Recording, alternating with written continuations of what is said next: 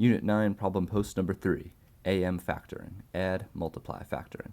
Be sure to fill out your pre-score, number 1 through 5, assessing your ability to factor an expression using the AM factoring technique before watching the video. This video's guest of honor will be a vampire. He's flying, too, a flying vampire. They can do that, right? Okay, when we're factoring a trinomial using the AM factoring technique, we are attempting to factor this trinomial into the product of binomials. So I'm going to start by creating two groups of parentheses to contain my binomials. The first term for each binomial will be an x, because they need to multiply to this x squared term. So I would have x times x, that would give me x squared. Now here's where the add multiply comes in.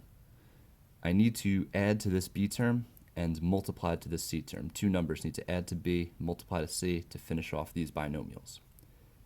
So I'm going to think about first what the factors of 1 are, because there's infinitely many things that add to 2, but there's only a finite number of integers that can multiply to 1. So I'll come off to the side. I have the number 1, and I want to think about all the numbers that multiply to 1. Well, in this case, the only numbers that multiply to 1 is 1 itself. So I just need to make sure if 1 and 1 add to 2 as well as multiply to 1, it does, so I can finish off my binomials with 1s. So these two 1s will multiply to this one, and the 1s will add to this b term too. Number 2, I have another trinomial. I'm going to split it into the product of two binomials. Start by putting x and x because they need to multiply to this x squared. Now my c term here is 16, so I need two numbers to multiply to 16 and add to a negative 8. So I'll write 16 off to the side, and I'll think about all the factors of 16. I start with 1. 1 times the number itself is always an option. And then I'm just going to work my way up from 1 from there. I'll first check, does 1 plus 16 give me 8? Or any combination of negatives? They don't, so I'll move on to 2. 2 times 8 is 16. Now I'm thinking, can I make an 8, a negative 8, with a 2 and a 8? I don't believe I can, so I'll move on. 3 does not multiply to 16. 4 multiplies to 16. 4 times 4. So if both of these terms are negative, that would give me a negative 8. So thinking about the signs, if I have a plus sign in front of my c term, if my c term is positive, that means the signs in these parentheses need to be the same. They could either both be positive or both be negative. To know whether or not they're positive or negative, I can check the sign of the b term. If the signs need to be the same, if this b term is negative, then they're both going to be negative. If the b term is positive, they would both be positive. Just like up here in number 1, I had a positive c term, so the signs needed to be the same, and since my b term was positive, they were both going to be positive. So that's a nice little trick to know if you're having trouble with the signs. So I have 4s, I'll put a 4 and a 4. The signs need to be the same because this is positive. The b term is negative, so they're both going to be negative. So negative 4 times negative 4 is a positive 16. Negative 4 plus negative 4 gives me a negative 8. And this has been factored completely.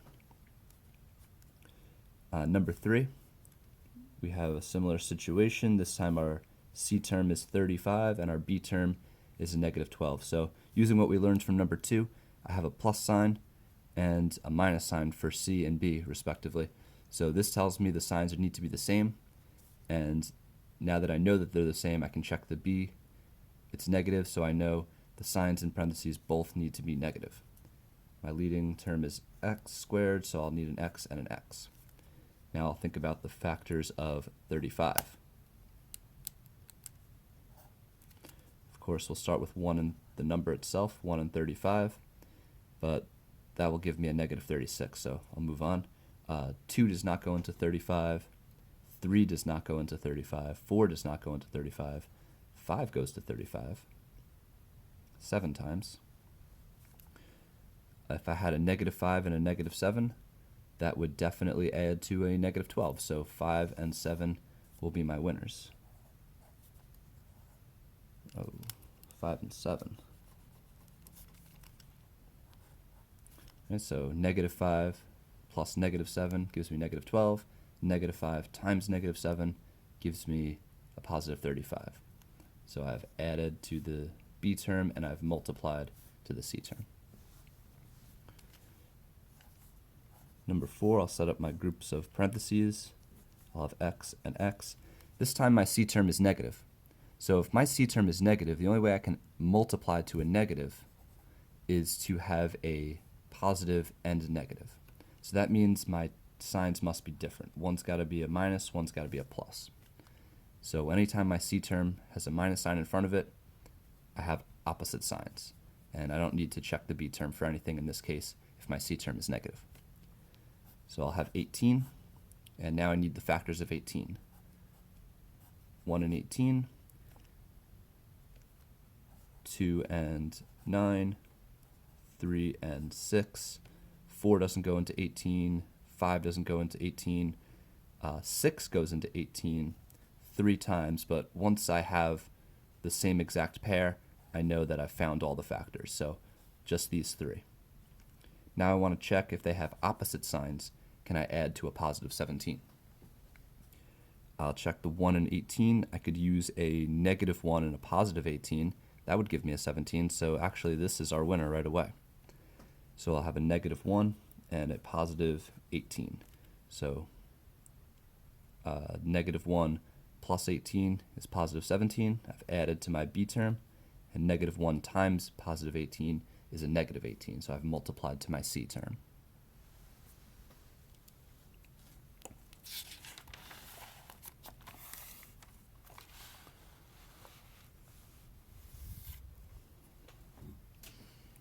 Okay, for number 5, we begin to see that the coefficient of the x squared term is larger than 1. This is a problem. We're not going to be able to use our AM factoring technique if this is a number larger than 1. So we're going to have to factor out the 2. So I notice all 3 terms are divisible by 2, so I can use my GCF factoring to factor out the 2, and then the result will be able to be factored by AM. So I'll factor out the 2. I'll be left with x squared minus 7x.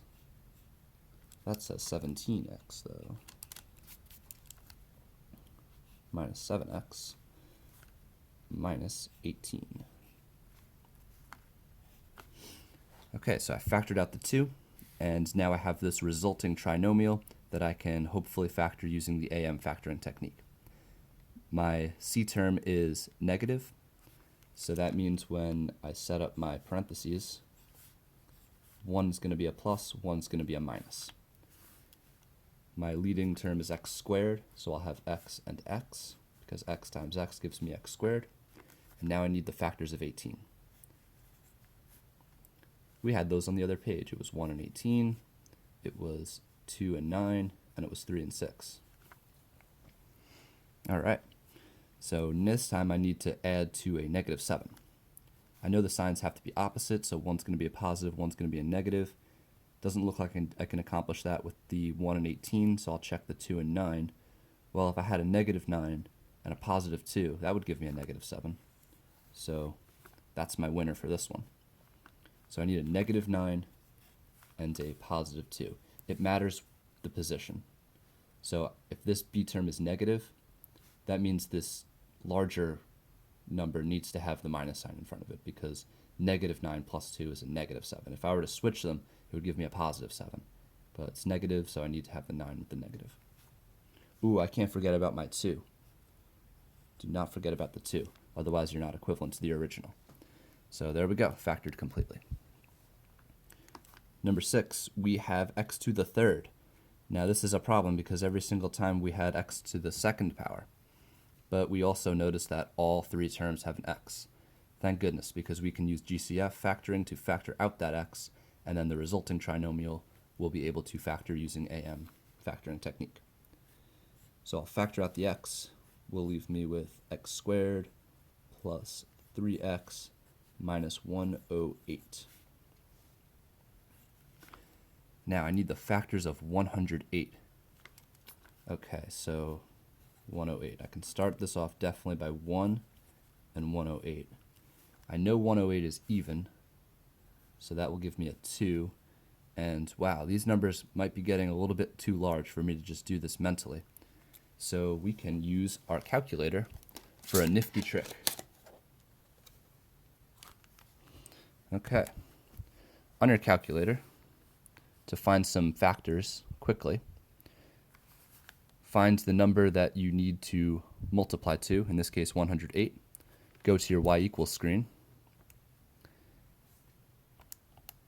Type in the number that you need to find factors of, divide it by x. Now once you have that in your y equals screen, you can go to the table and start scrolling through these numbers, and they will provide us with the factors of 180. So these are all the things that multiply to 180. You have 1 and 180, 2 and 90, 3 and 60, 4 and 45, 5 and 36, 6 and 30, 7, this gives us a decimal, so 7 is not a factor of 180. But you can keep going through and find all of the integer values for both the x and the y column. So from this table, we need to find numbers that multiply to 108 and add to 3. So the difference between these numbers are going to be very small. Notice the c term is negative, so when we set up our parentheses, we want to make sure that 1 is a plus and 1 is a minus. So looking back at our calculator, we want to find the two numbers that have a difference of 3. So 10 and 18 have a difference of 8. 12 and 15, those numbers are 3 units apart. So 12 and 15 will definitely be my result. I'll check the b term. The b term here is positive, so I need the larger number to have the plus sign. So that way when I add them together, the result will be positive. So I'll put the 15 with the plus, and I'll put the 12 with the minus. So 15 times negative 12 multiplies to negative 108. 15 plus negative 12 adds to positive 3. Number 7, we have a leading coefficient that is bigger than 1, and we also have some exponents that are pretty large. So we'll talk about both of those. Let's first get rid of this 3 by factoring it out using GCF factoring, because we notice that all 3 terms are divisible by 3. I can't factor out an x though, because this c term does not have an x.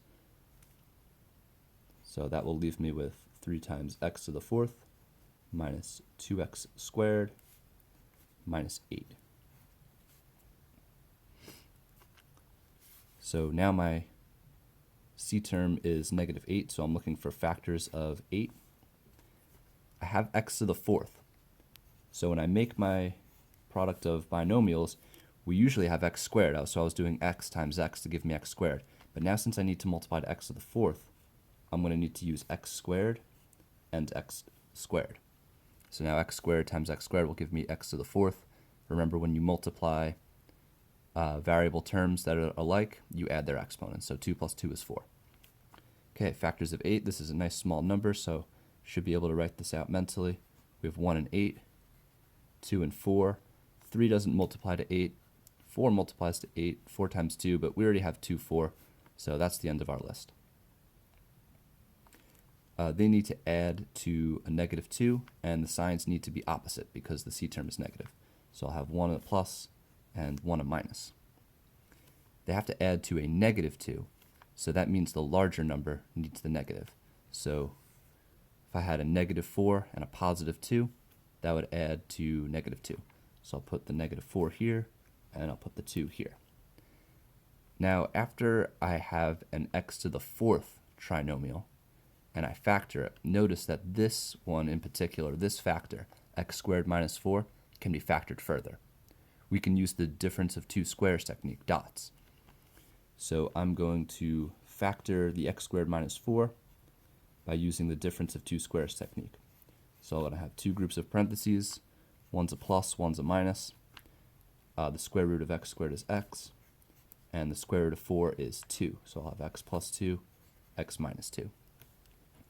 So wow, this was quite the monster of a problem. We used all three factoring techniques from the Algebra 1 curriculum in this one problem, right? We had to use the GCF technique in the beginning, then we used our trinomial AM factoring technique, and then we had to use dots, difference of two squares technique. And now this is our final answer. The vampire flies over, and I think he approves.